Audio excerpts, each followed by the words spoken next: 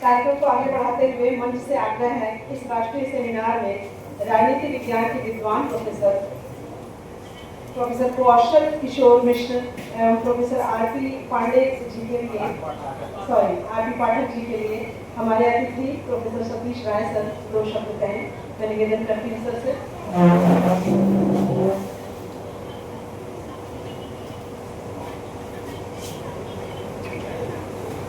बड़ा कठिन काम दे दिया। अपने से छोटे अपने अनुज बात छोड़ करके चले जाए, इससे ज्यादा दुखदायी और कुछ नहीं। जिन 2 मित्रों का नाम अभी लिया,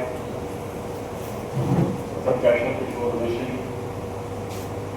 प्रोफेसर रामपुरीश पाठक, पिछले 1-1.5 साल के अंतराल में हमने दोनों को खोया। राष्ट्रीय हिंदू विश्वविद्यालय में वो भी हमसे छोटी थे। एक और मित्र राकेश पांडे जी इतिहास विभाग में थे, उन्हें भी हम लोगों ने खोया। हम कौशल किशोर मिश्र, आरपी पाठक जी, मैं सब एक ही गुरु के शिष्य थे, गुरु भाई थे। हम सब ने प्रोफेसर हरिनाथ त्रिपाठी जी के साथ जो अपने आप में भारतीय मनीषा, भारतीय चिंतन परंपरा और वैदिक काल से चली आ रही जो शास्त्रीय परंपरा है और राजनीति विज्ञान, उनके बीच एक सशक्त सेठ जैसा व्यक्तित्व त्रिपाठी जी का था और उनका हमसे बेहतर संस्करण आप कह सकते हैं। उनके ये दोनों शिष्य जिन्हें हमने खोया, प्रोफेसर कौशल किशोर मिश्र और प्रोफेसर आरपी पाठक थे। बेशक दोनों की वैचारिकी बिल्कुल अलग थी और त्रिपाठी जी के शिष्य होने का प्रभाव हम लोगों के ऊपर था कि मैं मानता हूँ कि अभी आरपी पाठक जी का 1 महीना की नहीं हुआ नौकरी, अभी कॉलोनी केसों में हो रहा था, तो उस दिन भी मैंने कहा था कि कोई बुद्धिजीवी राजनीतिक वैचारिकी की दृष्टि से क्या उचित है क्या अनुचित है, उसकी अपनी एक स्पष्ट सोच होती है और होनी चाहिए। लेकिन बहुत सारे लोगों को हमने देखा, खास करके अपनी एकेडमिक कम्युनिटी कि सत्ता की सुई के साथ कैसे बदलते, कैसे उनकी वैचारिकी बदलती है। आज जो स्टांच नेहरूवाइट है वो कैसे दीनदयालिस्ट बन जाता है, ये सब बहुत देखा है हमने। लेकिन ये दोनों मित्र जो मेरे थे,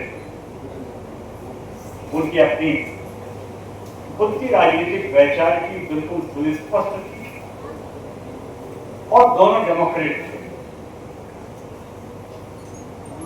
वैचारिक मतभेदों की सशक्त अभिव्यक्ति प्रत्येक बात कौशल जी के साथ होता था कि तमाम जो टेलीविजन चैनल्स हैं उनकी डिबेट बनारस में होती थी, कभी वो भी बुला लिए गए, हम भी बुला लिए गए। कई बार तो बैठते थे कि हम लोग गुरु भाई हैं, दोनों साथ ही पर घूमने। एक बार तो बनारस के ब्रह्म पार्लियामेंट थे, जायसवाल जी, शंकर प्रसाद जी, उनको मना कर दिया, हमने नहीं किया। तो वो भिड़ंत होती थी, लेकिन जो जायज के नीचे भिड़ंत ऐसी कि ऐसे लड़ाई ना हो जाए, और जो नीचे उतरते थे तो भैया आओ चाय लड़ जाए। बनारस एक ऐसा शहर है जहाँ चाय लड़ती है, और फिर किसी चाय खाने से अभी भाग्य के साथ बैठना। तो ये जो लोकतंत्र की रियल स्पिरिट है, इसे वो दोनों जीते थे। मैं तो काशी विद्यापीठ, बनारस यूनिवर्सिटी मेरी मातृ संस्था थी, काशी विद्यापीठ, ये दोनों बनारस यूनिवर्सिटी में थे। और कई बार ऐसा होता था कि डिपार्टमेंट में यूं तकरार और यूं झगड़ा दोनों के बीच कि जो न जानता हो तो घबरा जाए कि क्या हुआ, और 5 मिनट बाद दोनों एक दूसरे के गले में बाहें डाले पड़े आराम से निकलते तो चाय खाने पर बैठ, और दोनों राजनीतिक शास्त्र के अपने ढंग से मरम्मत के विद्वान थे जिनकी एक राष्ट्रीय पहचान थी। देश भर में राजनीतिक विज्ञान के क्षेत्र पर कौशल किशोर मिश्र को पहचाना जाता था, उनकी एक व्यवस्थापित आवाज। कोई राजनीतिक विज्ञानी नहीं होगा देश का जो उन्हें नहीं जानता, और भारतीय पाठक दोनों का एक वही मैंने कहा कि उससे थोड़ा फर्क ये था कि दोनों की जड़ें एंशिएंट इंडियन पॉलिटी में थी। जैसा गुरुदेव का था, वो जब उनके घर जाओ हरियाणा त्रिपाठी जी के यहाँ तो वो ओरिजिनल रामायण पढ़ते हुए मिलते थे, महाभारत मिलते थे, कभी कमेंट्री पढ़ते बात नहीं, वेदों को भी ओरिजिनल पढ़ते मिलते थे। संस्कृत के आचार्य पहले थे, राजनीतिक शास्त्र में पीजी और पीएचडी बात भी दोनों विधाओं को तो दोनों तरफ उनका समान रूप से कमान था। और वो कौशल किशोर मिश्रा और आरपी पाठक दोनों में स्पष्ट दिखाई देता था। आरपी पाठक की जब राष्ट्रवाद की बात स्थापित करनी हो तो भारतीय शास्त्र परंपरा से किस तरह से बातें डेराइव करते थे और जाकर के उसे गांधी नेहरू विचार परंपरा पे कनेक्ट कर देते थे, और वही महारत अपने ढंग का कौशल किशोर मिश्र को भी हासिल था।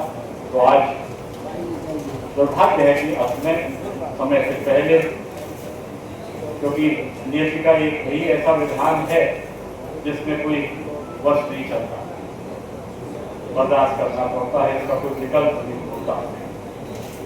दोनों हमें छोड़ के चले गए, अनुज जी बैठे हैं, अनुज हैं कौशल किशोर जी के। तो आज के अवसर पे उचित किया अरविंद जी ने, उन दोनों का हम स्मरण करते हैं। जब राजनीतिक विज्ञान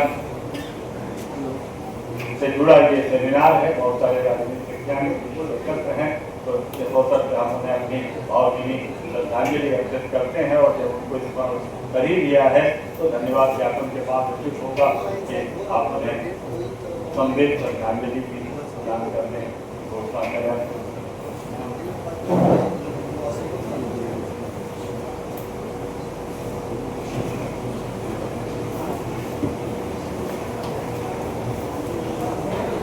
सुनकर के